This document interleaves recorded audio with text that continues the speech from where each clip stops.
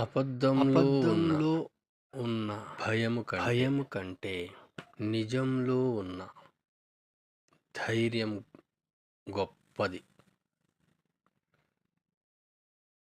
తప్పుడు మార్గంలో ఉన్న ఆనందం కన్నా నిజాయితీలో ఉన్న గర్వం గొప్పది.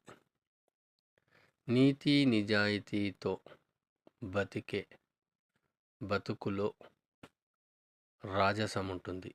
ఎందుకంటే ఎవ్వరి కాళ్ళు పట్టుకోవలసిన అవసరం ఉండదు. మరీ ముఖ్యంగా ఎవరి భజన చేయాల్సిన అవసరం లేదు.